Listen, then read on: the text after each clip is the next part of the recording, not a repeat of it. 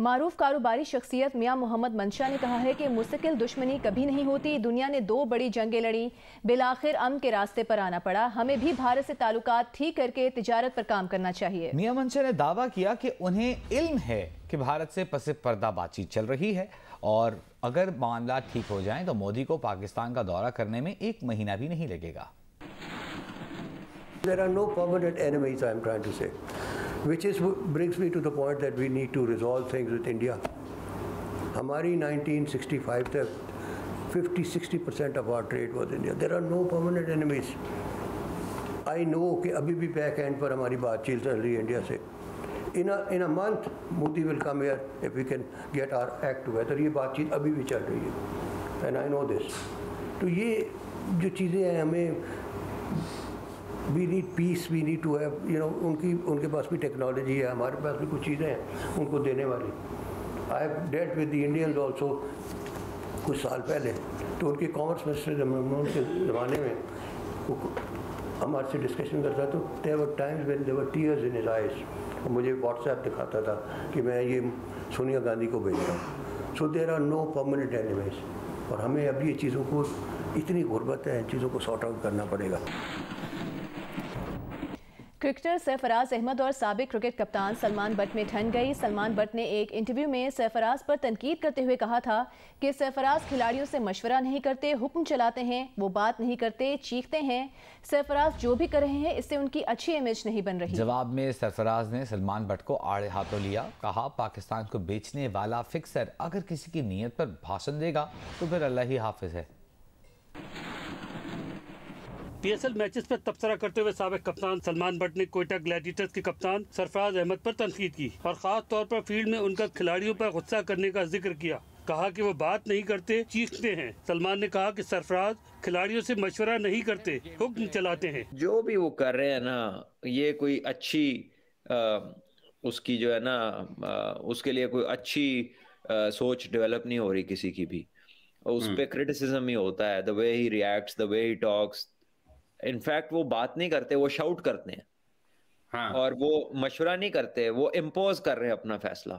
इतना कुछ सुनने के बाद सरफराज भी कहाँ खामोश रहने वाले थे। उन्होंने सलमान बट का नाम तो नहीं लिया, लेकिन सोशल मीडिया पर यह जरूर लिखा कि पाकिस्तान को बेचने वाला फिक्सर नियत पर भाषण देगा तो अल्लाह ही हाफिज है। राना तनवीर हुसैन की ज़ेर सदारत पब्लिक अकाउंट्स कमेटी का इजलास हुआ। ऑडिट हुकाम ने कहा कि पाकिस्तान पोल्ट्री एसोसिएशन को कम कीमत पर गंदम दी गई। कम कीमत गंदम देने से 1315 मिलियन का नुकसान हुआ। इस पर मुनज़्ज़ा हसन का कहना था कि कम कीमत पर गंदम देने का हुक्म कैसे दिया जा सकता है। अयाज सादिक बोले, अगर शाहिद खाकान कम कीमत LNG पर पकड़े जा सकते हैं तो इनको भी पकड़ना चाहिए।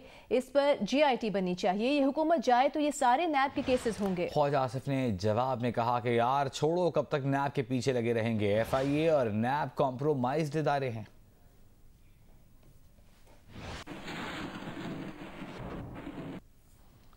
पंजाब के वज़ीर आला उस्मान बुज़दार ने ऑपोजिशन को मशवरा दिया है कि वो आएँ और जनूबी पंजाब की तरक्की देखें। डेरा गाजी खान में जियो न्यूज़ के नुमाइंदे ज़ीशान बख्श से गुफ्तगू करते हुए उन्होंने कहा कि माजी में जनूबी पंजाब को बजट में हिस्सा नहीं दिया गया, मगर इस बार रिकॉर्ड तरक्याती बजट रखा गया है।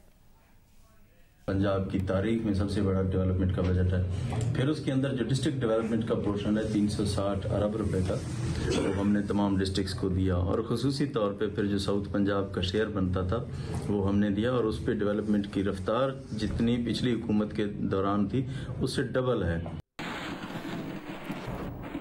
वज़ीर आज़म इमरान खान की मारूफ सनतकारों और ताजरों के वफ़द से इस्लामाबाद में मुलाकात में army chief general Qamar Javed Bajwa भी मौजूद थे। मुलाकात का अहवाल जानेंगे नुमाइंदा जियो न्यूज़ अयाज अकबर यूसुफजई से। अयाज जी बिल्कुल, इस मुलाकात में वफाकी वज़ीर के साथ साथ army chief general Qamar Javed Bajwa समेत दीगर हुकूमती हुकाम भी इसमें शामिल थे। इस मुलाकात में हुकूमत और सनतकारों का कम से कम माहाना उजरत बढ़ाने पर इत्तेफाक हुआ है और सनतों के फरोग के लिए तवील मुद्दत पॉलिसियों के तसलसल पर भी जोर दिया गया है। वज़ीर आज़म का इस दौरान कहना था कि हुकूमत आलमी मंडियों में महंगाई और इसके वजह से आवाम पर जो बोझ है इसका एहसास भी रखती है और आम आदमी को महंगाई के असरात से बचाने के लिए इक़दाम लिए जा रहे हैं। वज़ीर आज़म को यह भी कहना था कि सनतकार और बिजनेसमैन आम आदमी को रिलीफ फराहम करने के लिए हुकूमत का साथ मिलकर चलें और उन्होंने ये भी कहा कि पाकिस्तान तहरीक इंसाफ ने हुकूमत में आने से पहले ही पार्टी मंशूर में IT और टेक्सटाइल की बरामदात की पॉलिसी शामिल की थी, जिसके समरात अब वाज़ेह तौर पर नजर आ रहे हैं। इस दौरान आर्मी चीफ ने भी जो है वो दिफाई पैदावार के शोबे में वसी मौके मौजूद हैं। उनका ये कहना था जिनका पब्लिक और प्राइवेट सेक्टर में इश्तराक से फायदा उठाया जा सकता है। आर्मी चीफ का ये भी कहना था कि मुल्क की तरक्की की खातिर हुकूमती पॉलिसियों की अमल दरामद में पूरा साथ भी देंगे। और वज़ीर आज़म का ये भी कहना था। मुलाकात के हवाले से आप हमें आगाह करे थे, बहुत शुक्रिया आपका अयाज।